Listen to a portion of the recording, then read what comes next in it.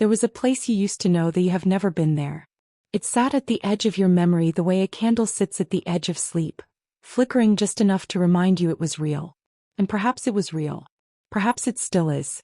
Perhaps tonight, if you breathe slowly enough, you will find the road that leads back to it. It begins with rain. Not the hard kind. Not the kind that drums against windows with urgency, demanding to be noticed. This is the other rain, the kind that falls so softly it sounds like someone whispering a lullaby they half remember from childhood. It is the rain that touches your face and makes you close your eyes, not because it stings but because the gentleness of it is almost too much to hold.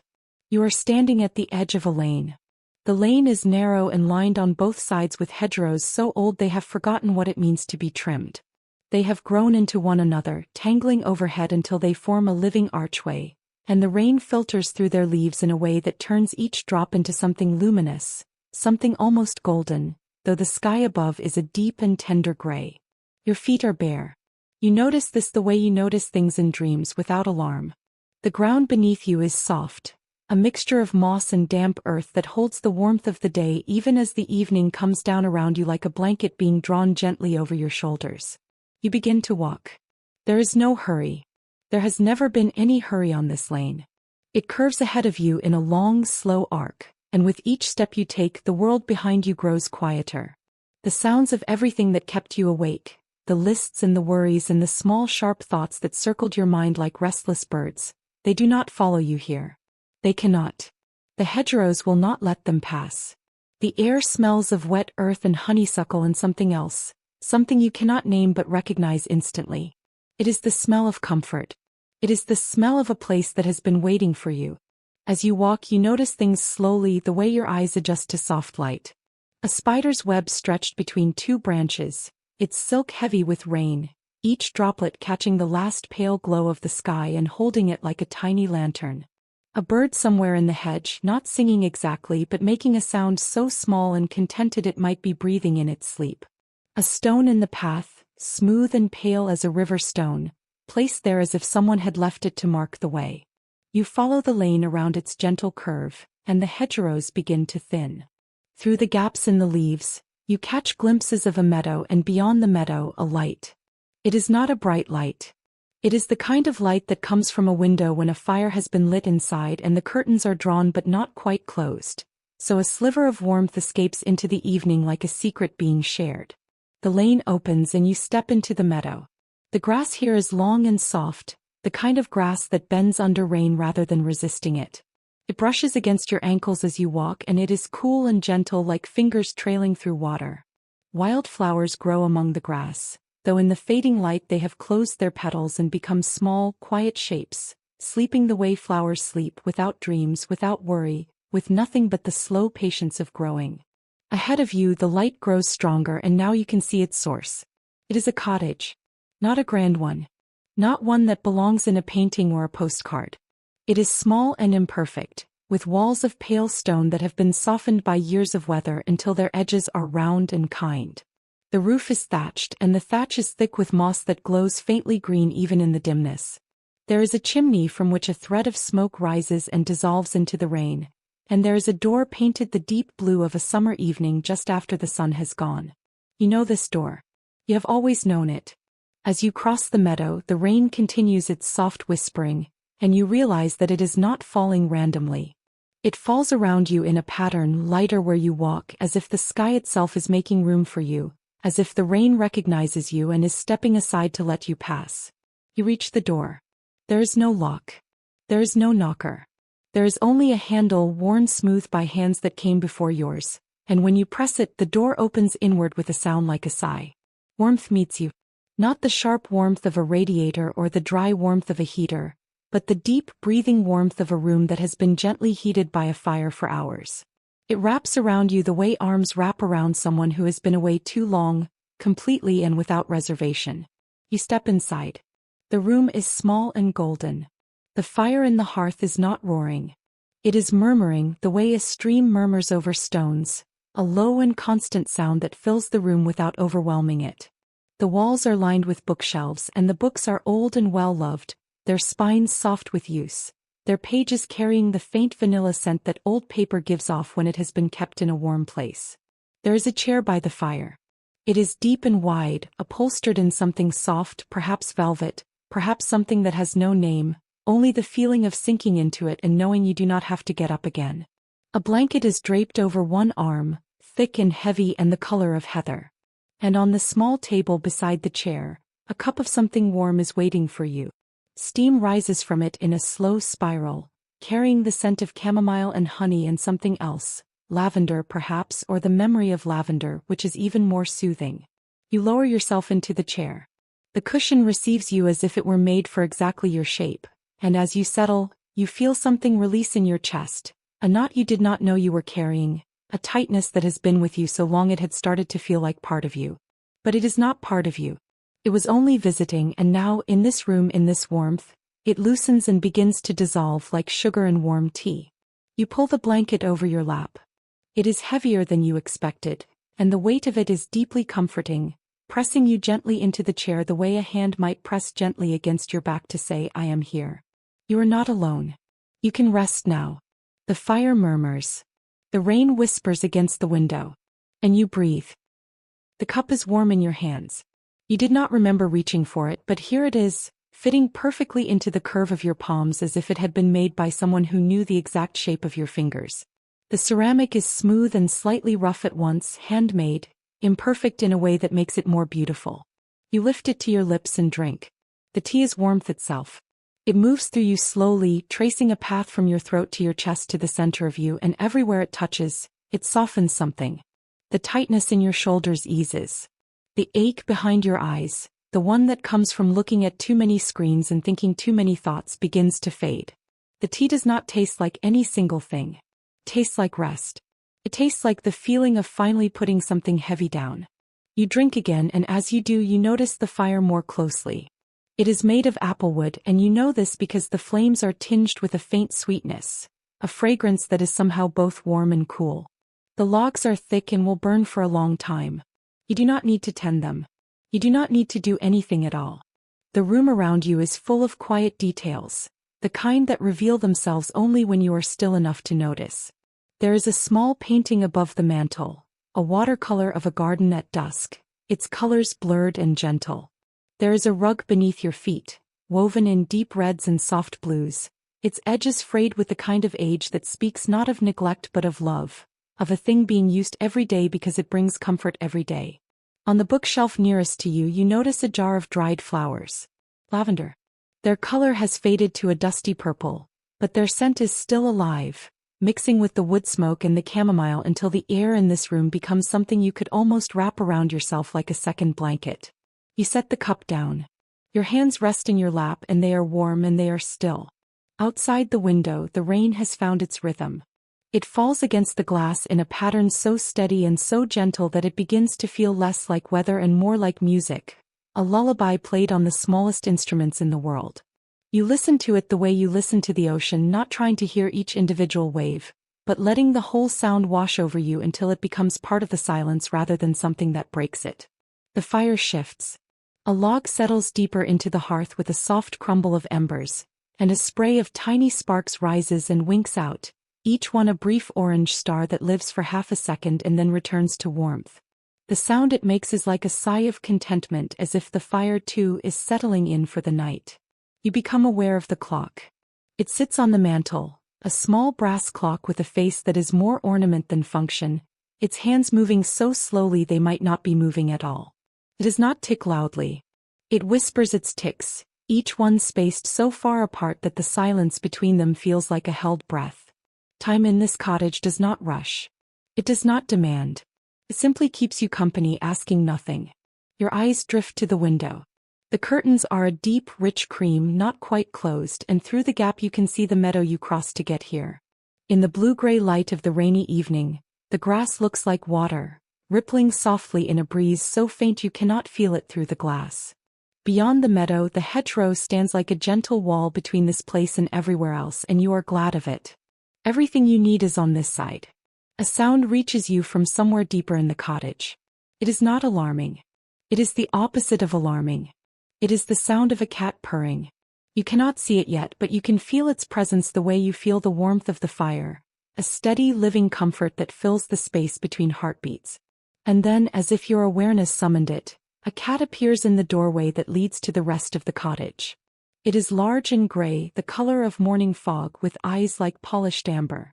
It looks at you for a moment with the calm, unhurried gaze of a creature that has never once been anxious.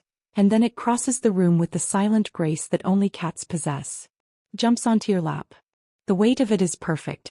It is warm and heavy and alive, and it turns once, twice, 3 times before settling into a curl against your stomach, its purring vibrating through the blanket and into your body like a second heartbeat.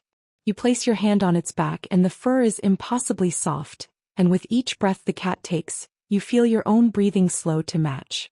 This is what the cottage does. It matches you. It meets you where you are, and then so gently you barely notice, it guides you somewhere softer. Your breathing slows.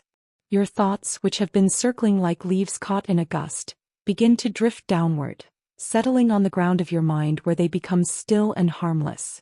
You are not asleep. You are not awake. You are in the space between, the space where the body remembers that it knows how to rest, that rest is not something you have to earn or achieve or force. Rest is a returning. It is a coming home to the self you were before the world taught you to be busy. The cat purrs. The fire murmurs. The rain sings its one soft note against the glass. And somewhere in the cottage, perhaps in a room you have not yet found, something is baking. The scent reaches you now, faint and sweet, bread or perhaps a cake, something made with butter and vanilla and the kind of patience that does not watch the clock. It is a scent that belongs to kitchens you have known, kitchens where someone who loved you stood at the counter and made something warm because warmth was their way of saying what words could not. You do not need to go find it. It will be there when you are ready. Everything in this cottage will be there when you are ready. Nothing here is going anywhere. Nothing here will leave. Your eyelids grow heavy. Not with the heaviness of exhaustion, which is sharp and unpleasant, but with the heaviness of fullness, the way your body feels after a meal that was exactly what you needed, after a day that ended gently, after a conversation that left you feeling understood. You let your eyes close halfway. Through your lashes, the fire becomes a blur of amber and gold, and the room softens at its edges, becoming less a place and more a feeling. The blanket holds you. The chair holds you. The cat on your lap holds you in its own small, purring way. And the rain holds you most of all, wrapping the cottage in its silver curtain, closing off the world, making this room the only room there is, this moment the only moment, this breath the only breath that matters. When you open your eyes again, the fire has burned lower, and the room has deepened into shades of amber and shadow. It is not darker exactly. It is richer. The light has concentrated itself into the embers and the one candle on the mantel that you did not notice before, a beeswax candle in a brass holder, its flame so still it looks painted. The cat has not moved. It breathes against you in a rhythm that is slower than your own, and you find yourself counting its breaths without meaning to, 1, 2, 3, each one pulling you a little further from the surface of wakefulness and into something deeper and warmer. You notice a door you had not seen before. It is on the far wall past the bookshelves and it is slightly ajar. Through the gap, you can see a hallway lit by a soft glow that has no obvious source, the kind of light that seems to come from the walls themselves or perhaps from the air. It is the pale gold of very early morning, though outside it is still evening and still raining. Something tells you that the rest of the cottage is through that door, and something tells you that you will love what you find there. There is no urgency to explore. But there is a gentle curiosity, the kind a child feels when they discover a path in a garden they thought they knew completely. You ease the cat from your lap. It opens one amber eye, looks at you with an expression of mild and tolerant amusement, and then curls more tightly into the warm place you left behind on the blanket. You stand. The rug is soft beneath your feet, and the air, though slightly cooler away from the fire, is still warm enough to feel kind. You cross the room and push the door open wider. The hallway is narrow and lined with the same pale stone as the outside walls, but here the stone has been worn smooth by time and touch until it gleams faintly, like the inside of a shell. The floor is wood dark oak that has been polished by the passage of feet until it feels like silk. Small niches have been carved into the walls at irregular intervals, and in each one sits a candle, unlit but not needed, because the golden light fills the hallway so completely that shadows are only suggestions here, soft and shapeless and kind. As you walk, you pass a window and you stop. The view is not of the meadow. Somehow, this side of the cottage looks out onto something different. A garden enclosed by a low stone wall, and in the garden, despite the rain, everything is in bloom. Not the aggressive bloom of high summer, when flowers compete for attention and the air is thick with pollen. This is a quieter blooming. Roses the color of old lace. Lavender in long bending rows. A wisteria vine climbing the wall with such patience that its progress can be measured in years. Its blossoms hanging like clusters of pale purple rain. The rain itself looks different through this window. It falls into the garden and the garden receives it with grace, each leaf bowing slightly under the weight of a droplet and then springing gently back as if nodding. The flowers do not close against the rain. They open to it, drinking it in, and you realize that this garden does not distinguish between rain and sunlight. Both are nourishment. Both are welcome. You watch for a moment. The garden breathes its green breath against the glass and you breathe with it. Then you continue down the hallway. It curves gently to the right, following the shape of the cottage, and as you round the curve, the scent of baking grows stronger. Butter and vanilla and the deep, yeasty warmth of bread. Your stomach does not growl. It sighs. It remembers what it is to be fed with love rather than obligation. The hallway opens into a kitchen. It is a small kitchen, barely large enough for one person to work in comfortably, but it is perfect. The walls are the color of cream. The countertops are wood scored with the marks of years of chopping and kneading and the quiet, repetitive work that turns raw things into nourishment. Copper pots hang from hooks above the stove, their surfaces dimpled with use and catching the light from a lantern that sits on the windowsill. On the counter, a loaf of bread is cooling on a wire rack. It is round and golden and cracked on top where the crust has split during baking, revealing the soft, pale interior like a secret. Steam still rises from it in thin wisps, and the warmth of it fills the kitchen the way a voice fills a room, not loudly but completely. Beside the bread, a small crock of butter sits with a knife laid across its top. A jar of honey, dark and amber, with a wooden dipper resting against its rim. A pot of jam, the lid slightly askew, revealing a deep ruby color that could be blackberry or plum or something in between. There is no one in the kitchen. No one made this bread, or rather the cottage made it the way a garden makes flowers, out of some deep and patient impulse toward care. You do not question this. In this place, things that nourish simply appear when they are needed, and you are learning that being nourished is not something you have to arrange or plan or earn. It is something that happens when you are still enough to receive it. You tear a piece from the loaf. The crust gives way with a sound that is almost musical, a soft crackle, and the bread inside is warm and yielding. You spread butter on it and the butter melts immediately, sinking into the bread the way light sinks into water. You add a drizzle of honey. You take a bite. It is the simplest food in the world, and it is the most satisfying thing you have ever tasted. The bread is comfort.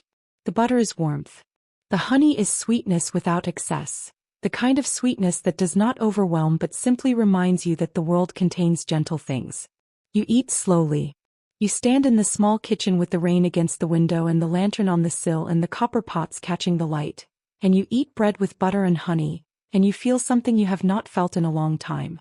You feel enough. Not full. Not overfull. Just enough. When you are finished, you brush the crumbs from your fingers and look around the kitchen. There is a second doorway, smaller than the first, covered by a curtain of soft linen that moves slightly, as if a breeze is passing through from the other side. The curtain is the color of sage, a green so muted it is almost gray, and the fabric is thin enough that you can see the faintest suggestion of light beyond it, a light that is different from the golden glow of the hallway. This light is cooler, softer, the color of moonlight filtered through water. You part the curtain and step through. The room you enter is unlike any room you have known, and yet it feels deeply familiar, the way a melody feels familiar even the first time you hear it, as if some part of you has always been humming it below the threshold of hearing. It is a bathing room. Not a bathroom in the modern sense, with sharp tiles and fluorescent light. This is something older and softer. The floor is made of smooth, warm stone, pale gray with veins of silver running through it like rivers seen from a great height. The walls curve inward as they rise, forming a ceiling that is not quite a dome but something more organic, like the inside of a shell or the hollow of a cupped hand. In the center of the room, set into the stone floor, is a bath. It is deep and oval and filled with water that steams gently in the cool air. The water is not clear.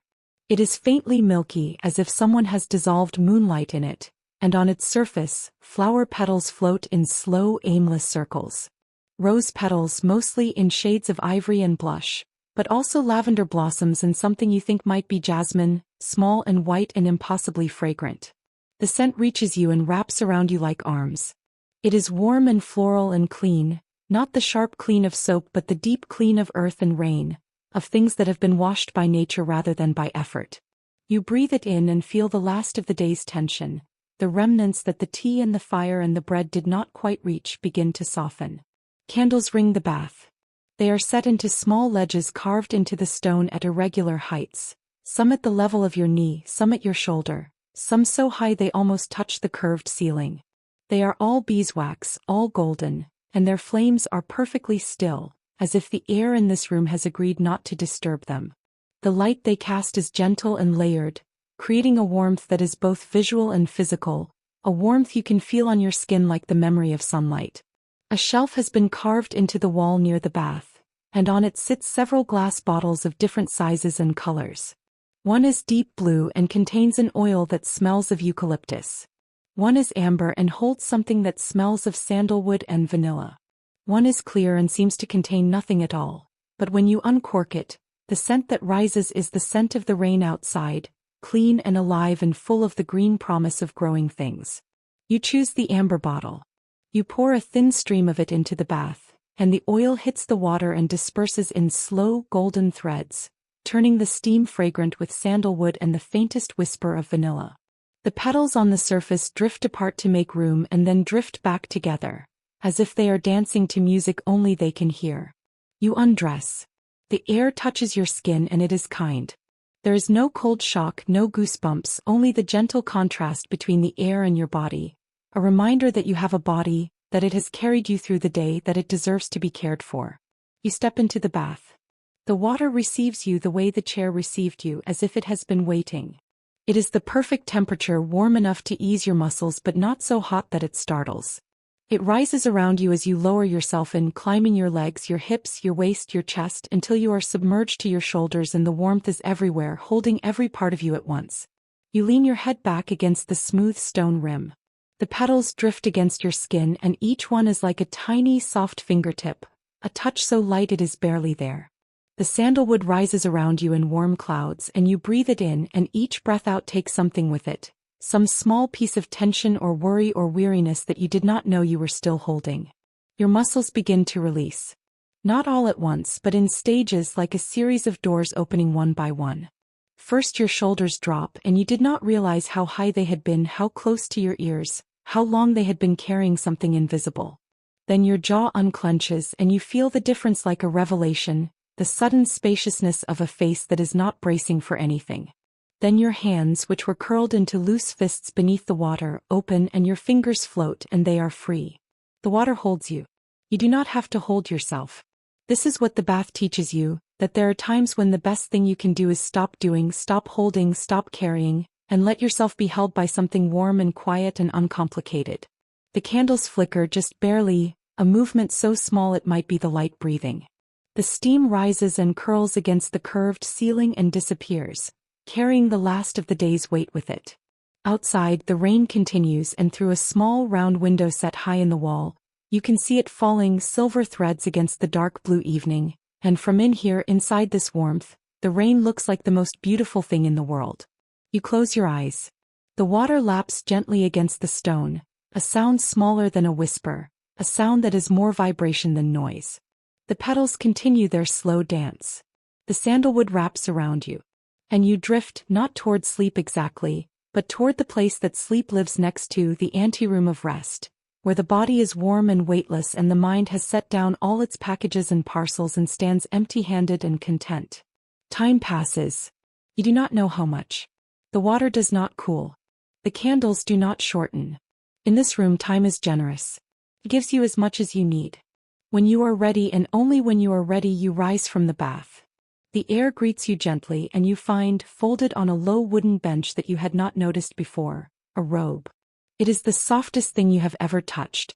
The fabric is thick and white and warm, as if it has been sitting by a fire, and when you wrap it around yourself, It holds the warmth of the bath against your skin, extending the embrace of the water into the air.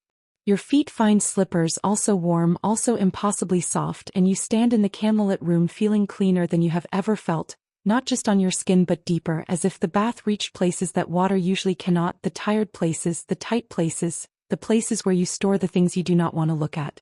They are softer now. You can feel it. Whatever you brought with you into this cottage, whatever weight or worry or restless thought, the cottage is gently, steadily loving it out of you. You part another curtain and step into the hallway again. The hallway has changed. Or perhaps you have changed and the hallway is simply reflecting you back to yourself as you are now, warmer, softer, lighter. The golden light seems deeper, more honeyed. The stone walls seem to breathe. And the sound of the rain, which reaches you faintly from every direction, sounds now less like rain and more like a conversation between the sky and the earth, old friends catching up, saying nothing important, content just to be near each other. You follow the hallway as it curves again and it opens into a room you were not expecting. It is a library. Not a grand one with ladders and galleries and the intimidating weight of 10,000 books. This is a personal library, a room where someone has gathered the stories that mattered most to them and arranged them with care. The shelves run from floor to ceiling on 3 walls, and they are full but not overstuffed. Each book has room to breathe. The spines are many colors, deep burgundy and forest green and the soft brown of worn leather, and some have gold lettering and some have no lettering at all, just the smooth, mute promise of a story waiting to be opened. A second fireplace burns in this room, smaller than the one in the sitting room but just as warm. It crackles softly and the sound is different from the murmur of the first fire.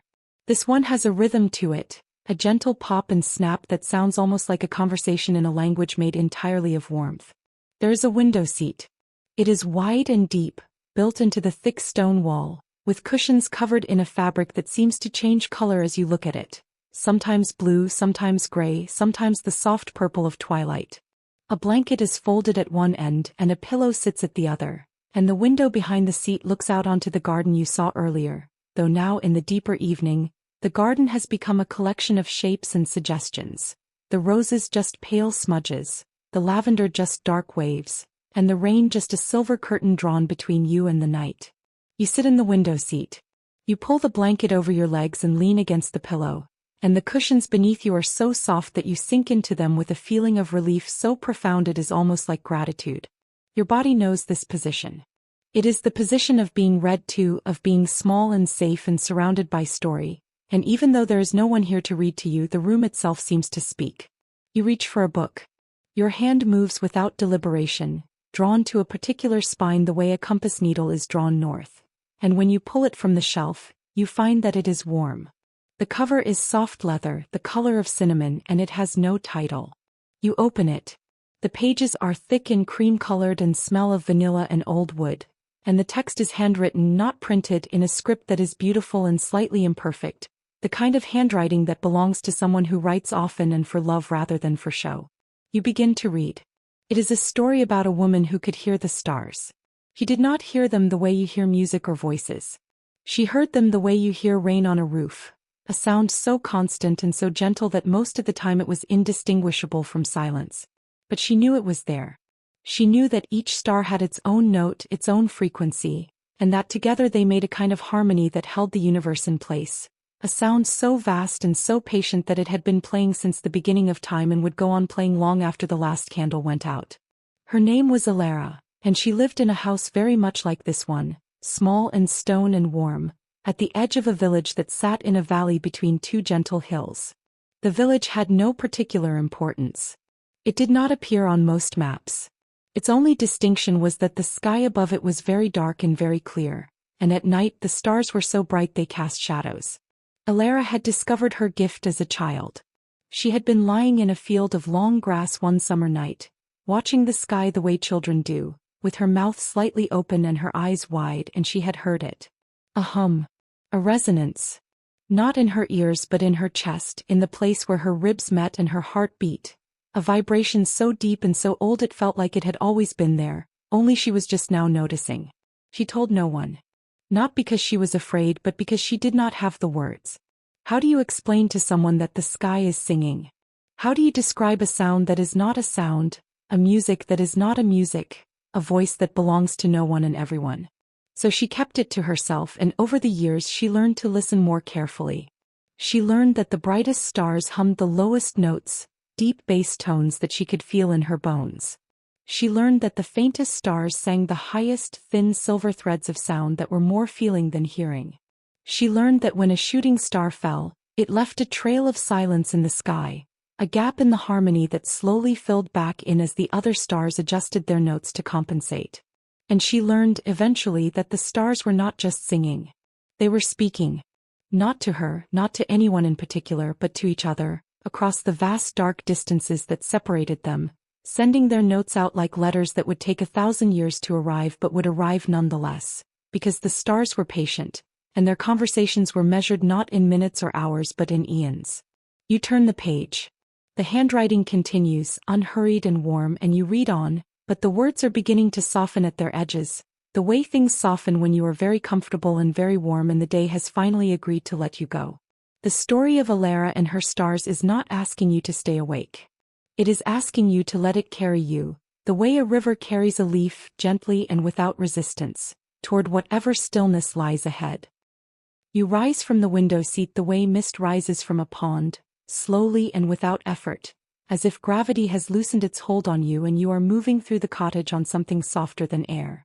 The robe is still warm around you. The slippers are still soft beneath your feet. The cat watches you go with half-closed eyes, content to stay in the warmth you left behind. The hallway continues past the library. You did not see this before, but the cottage seems to reveal itself room by room, passage by passage, as if it is a story being told one chapter at a time, and you are both the listener and the one being led.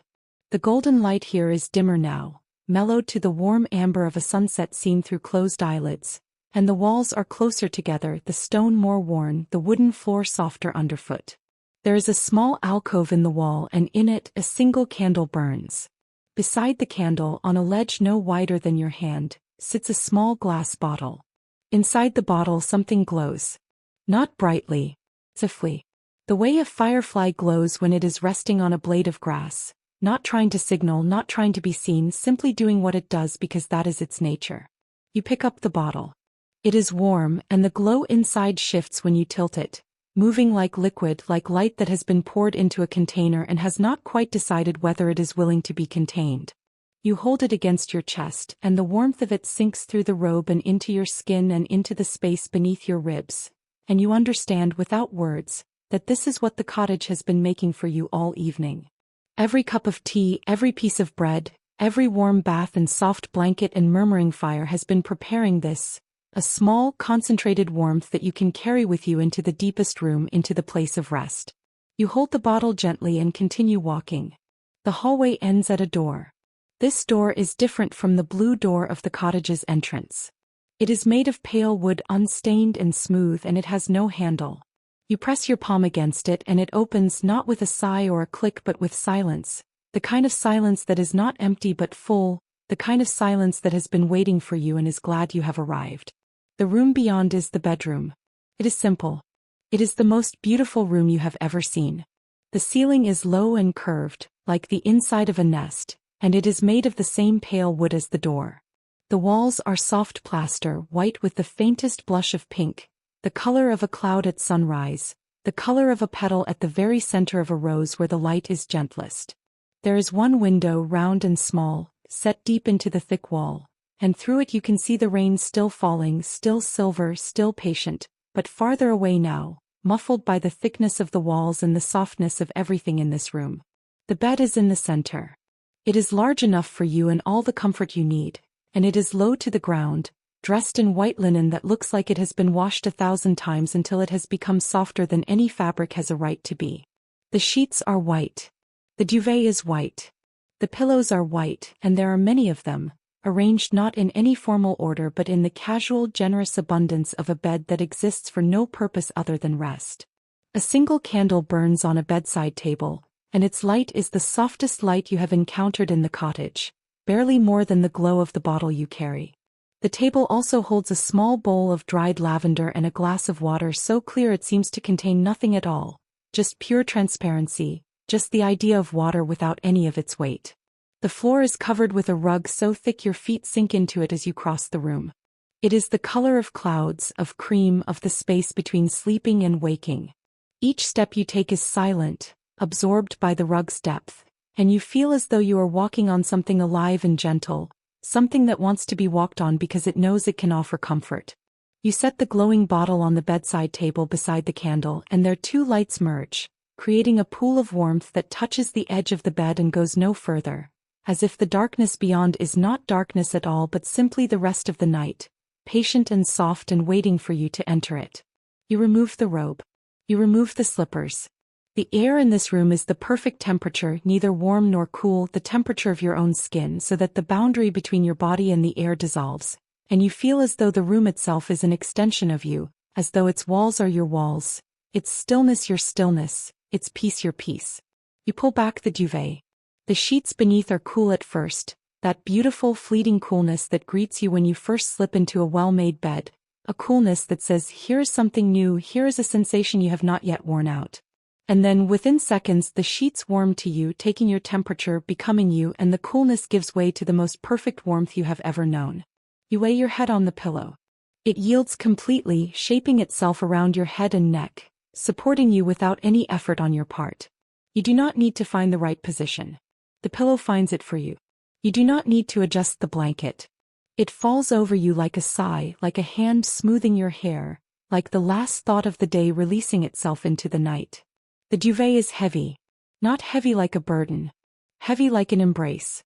It presses you gently into the mattress and the mattress presses gently back, and between these two softnesses you are held so completely that every part of you, every muscle, every tendon, every bone surrenders its tension and rest.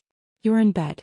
You are in the deepest room of the cottage, the room that was waiting for you, and the rain is outside and the candle is beside you and the glowing bottle is warm and the pillow is perfect, and everything you have ever worried about is so far away it might as well be on another planet, in another lifetime, in a story that someone else is reading. The candle flickers once and then steadies, and in its steadying you feel your own mind steady. The small restless movements that the body makes when it is trying to settle, the adjustment of a shoulder, the flexing of a toe, the unconscious search for the perfect position, these slow and then stop. You have found it. The place your body was looking for. The shape your muscles were trying to make. You are here. The duvet rises and falls with your breathing. Each breath is slower now, measured not by any conscious effort but by some deeper clock, the one that ticks in the place where your body knows things your mind has forgotten. How to rest. How to let go. How to be still without trying to be still, which is the only way stillness ever really works. Through the round window the rain continues. It has changed again, becoming even softer, even more distant, a sound that is now less like rain and more like the memory of rain, the echo of water falling through the enormous gentleness of the night. You can hear it just enough to know it is there, and knowing it is there is enough. It is a companion. It is a lullaby that the sky is singing to the earth, and you are lying between them, held in the song. The cottage settles around you. Old buildings do this at night. They make small sounds as their stones cool and their timbers adjust, sounds that could be alarming in a less gentle place but here are deeply soothing. A soft creak in the hallway. A whisper from the roof as the thatch shifts under the weight of the rain. A tick from the walls as the temperature changes by a fraction of a degree. These are the sounds of a house that is alive, that breathes and settles and holds itself together through the dark hours, keeping you safe within its walls. And there are other sounds, smaller still, that you hear only because the silence in this room is so deep and so full that even the tiniest noise is given space. The distant murmur of the fire in the sitting room, burning down to its last embers. The faintest purring from the cat, wherever it has settled for the night. The drip of water from the eaves, so slow and so regular that it becomes a kind of clock, not one that counts the hours but one that measures the distance between one heartbeat and the next. Your eyes are closed. You did not close them. They closed themselves the way flowers close at evening, not with any effort or decision but simply because it was time, because the light had dimmed and the warmth had risen and the body had given its permission at last, and there was nothing left to look at that could be more beautiful than what you see behind your eyelids, which is nothing, which is darkness, which is rest. But the darkness is not empty. It has texture. It has depth. As you sink into it, you notice that it is not black but dark blue, the deep blue-purple of a night sky seen from a place without lights. And in this darkness, softly, like embers rising from a fire, points of light begin to appear. Stars. Not outside the window. Inside you. You understand now what Alara understood. The stars are not only above. They are within. The same atoms that burn in the heart of a star burn in the heart of you, and when you are quiet enough, still enough, rested enough, you can feel them, tiny points of ancient light glowing in the vast dark space of your own interior. They do not ask anything of you.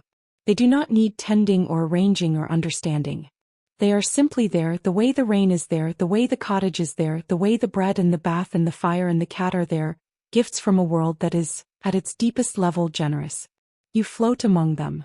Not in any physical sense, not in any way that your waking mind would recognize, but in the way that the mind floats when it has finally released its grip on the day and allowed itself to drift.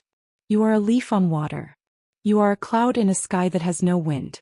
You are a note in the long, slow song that the earth and the stars have been singing to each other since the beginning, and your note is perfect, not because you have practiced it or earned it but because it is yours, and there is no other note exactly like it, and the song would be incomplete without it.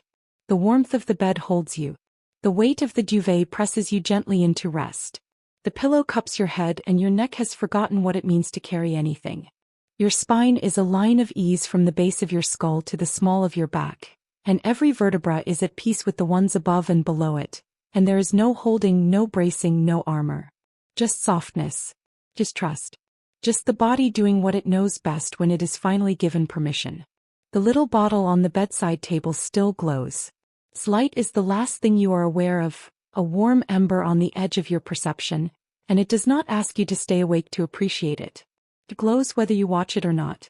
It will glow all night, holding its small warmth steady, the way a nightlight holds back just enough darkness to allow a child to sleep, the way a distant lighthouse holds its beams steady for ships that may or may not be passing. You are safe. The word rises in you like a tide, filling all the spaces that worry used to occupy. You are safe. Not because nothing bad can happen but because right now, in this moment, in this bed, in this cottage, in this rain, there is nothing that needs to happen at all.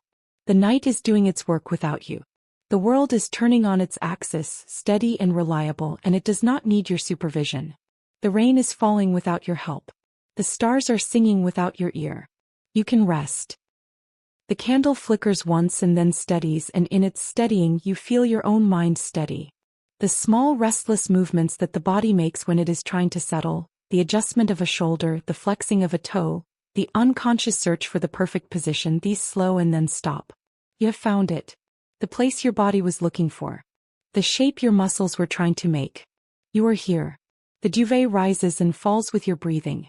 Each breath is slower now, measured not by any conscious effort but by some deeper clock, the one that ticks in the place where your body knows things your mind has forgotten. How to rest. How to let go. How to be still without trying to be still, which is the only way stillness ever really works. Through the round window the rain continues. It has changed again, becoming even softer, even more distant, a sound that is now less like rain and more like the memory of rain, the echo of water falling through the enormous gentleness of the night. You can hear it just enough to know it is there, and knowing it is there is enough. It is a companion.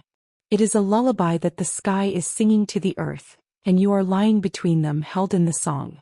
The cottage settles around you. Old buildings do this at night. They make small sounds as their stones cool and their timbers adjust, sounds that could be alarming in a less gentle place but here are deeply soothing. A soft creak in the hallway. A whisper from the roof as the thatch shifts under the weight of the rain. A tick from the walls as the temperature changes by a fraction of a degree. These are the sounds of a house that is alive, that breathes and settles and holds itself together through the dark hours, keeping you safe within its walls. And there are other sounds, smaller still, that you hear only because the silence in this room is so deep and so full that even the tiniest noise is given space. The distant murmur of the fire in the sitting room, burning down to its last embers. The faintest purring from the cat, wherever it has settled for the night. The drip of water from the eaves, so slow and so regular that it becomes a kind of clock, not one that counts the hours but one that measures the distance between one heartbeat and the next. Your eyes are closed. You did not close them. They closed themselves the way flowers close at evening, Not with any effort or decision but simply because it was time, because the light had dimmed and the warmth had risen and the body had given its permission at last. And there was nothing left to look at that could be more beautiful than what you see behind your eyelids, which is nothing, which is darkness, which is rest. But the darkness is not empty. It has texture.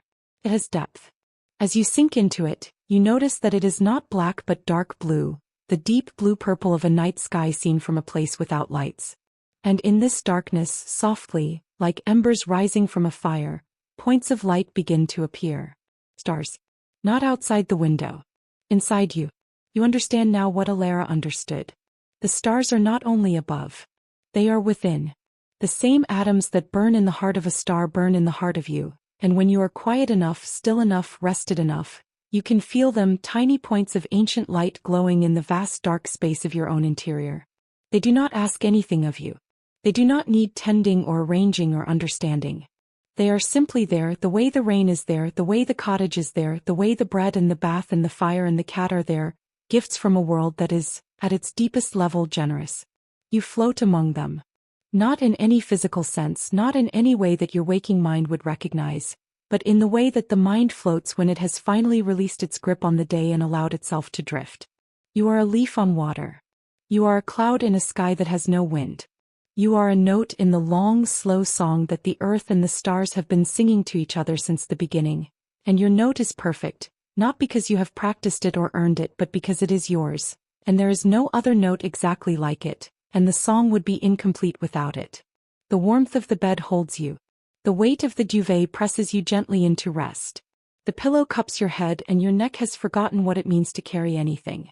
Your spine is a line of ease from the base of your skull to the small of your back, and every vertebra is at peace with the ones above and below it, and there is no holding, no bracing, no armor. Just softness. Just trust. Just the body doing what it knows best when it is finally given permission. The little bottle on the bedside table still glows. Its light is the last thing you are aware of, a warm ember on the edge of your perception, and it does not ask you to stay awake to appreciate it. It glows whether you watch it or not. It will glow all night, holding its small warmth steady, the way a nightlight holds back just enough darkness to allow a child to sleep, the way a distant lighthouse holds its beams steady for ships that may or may not be passing. You are safe. The word rises in you like a tide, filling all the spaces that worry used to occupy.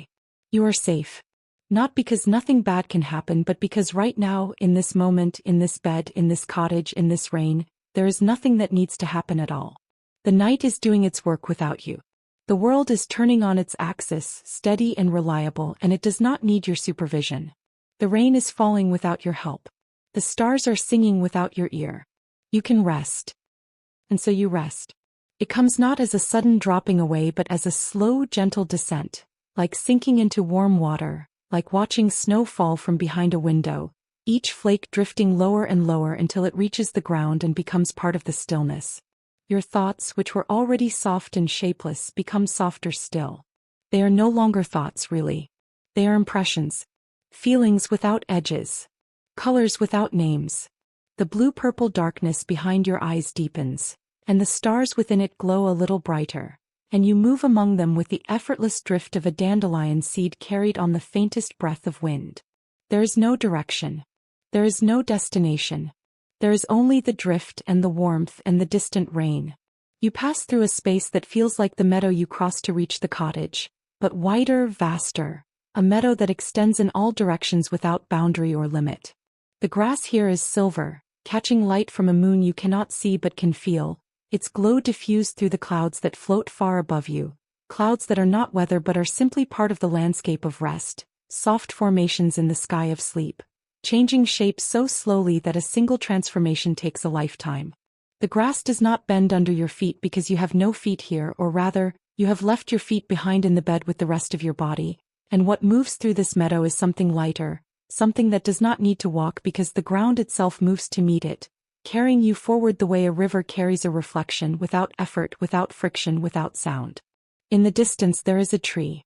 Not a specific tree, not an oak or an elm or a willow, but the idea of a tree, the feeling of tree, ancient and patient and deeply rooted, with branches that spread so wide they seem to hold up a section of sky. As you approach, you see that the tree is in bloom, though its blossoms are not any color you can name.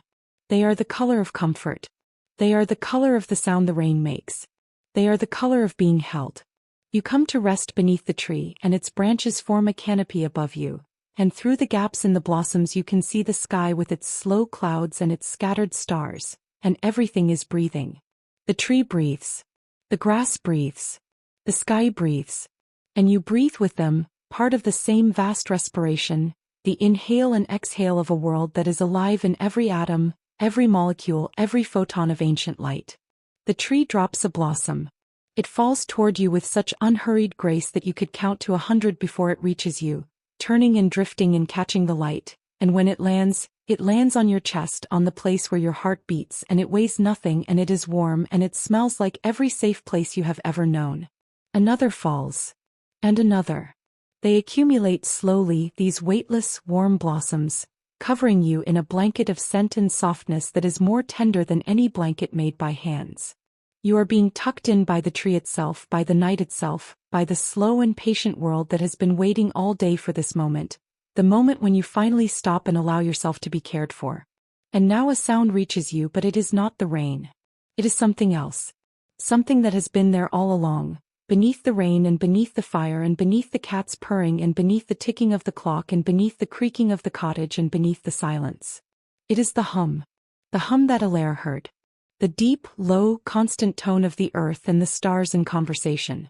You hear it now, not with your ears but with your whole body, with every cell that is slowly unwinding, slowly releasing, slowly remembering that it was born from stardust and will return to stardust, and that in between there is this gift of rest, this grace of sleep, this miracle of a body that knows how to heal itself if only it is given the time and the warmth and the permission. The hum holds you the way the bed holds you, the way the duvet holds you, the way the cottage holds you.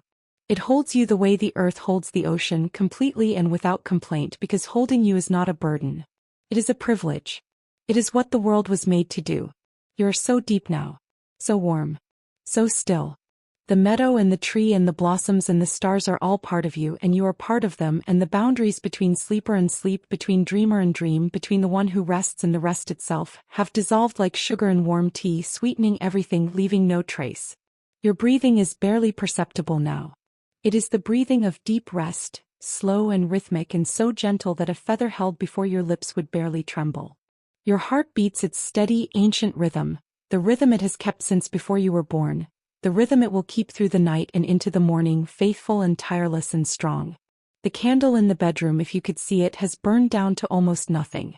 A small pool of warm wax and a tiny flame that will gutter and go out in its own time, leaving only the glow of the bottle, which will burn all night because it was made to burn all night, because some lights are not meant to go out. The rain continues. It will continue until morning, and when morning comes it will stop and the sky will clear. And the sun will rise over the meadow and the hedgerows and the cottage with its blue door, and everything will be new and washed and bright. But that is hours away. Hours and hours.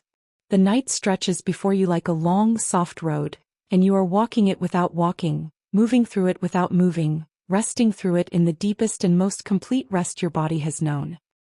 The night deepens and you deepen with it. There is no more meadow now. No more tree.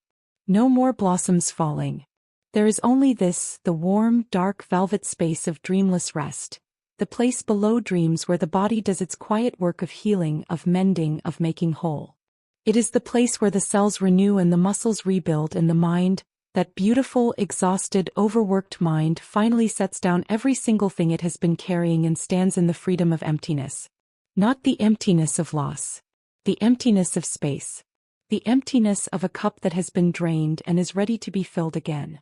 The emptiness of a morning before anything has happened, when the day is still a clean sheet of paper, unmarked and full of possibility. You are here. In this emptiness. And it is not empty at all. It is full of rest. It is full of silence. It is full of the deep and ancient patience of a world that has been doing this forever, turning and sleeping and waking and turning again, and each time the turning brings the night, the world wraps its creatures in darkness and says, "Rest now, let me hold you. Let me carry you through these hours. You do not have to carry yourself." And somewhere in the cottage that your body still lies in, the rain eases. Not all at once. Gradually. The way a song fades, Not by stopping but by becoming softer and softer until it is indistinguishable from silence. Until the boundary between sound and stillness blurs and dissolves and what is left is neither one nor the other but something gentler than both. The last drops fall. They fall on the roof of the cottage and on the leaves of the garden and on the surface of the meadow where the grass has been drinking all evening and is full now, full and satisfied and still. They fall on the hedgerows that line the lane you walked to get here, and the hedgerows hold the rain in their leaves the way a grandmother holds a child's hand, gently and with the quiet conviction that holding is enough. The clouds begin to thin. Through their thinning, the first stars appear. Real stars now, not the inner stars of your meditation but the outer ones, the ancient ones, the ones that Alara heard singing in her field on the hill. They appear one by one, shy at first, then bolder, then in clusters and crowds until the sky above the cottage is a vast dark canvas scattered with silver, and each point of silver is a sun, each sun a world of warmth, each world of warmth a promise that the universe is not cold, that it burns with a steady and reliable fire, that it has been burning for 14 billion years and will burn for 14 billion more, and in all that time, in all that burning, it has never once forgotten a single creature that needed its warmth. The cottage rests beneath the stars. Its blue door is closed.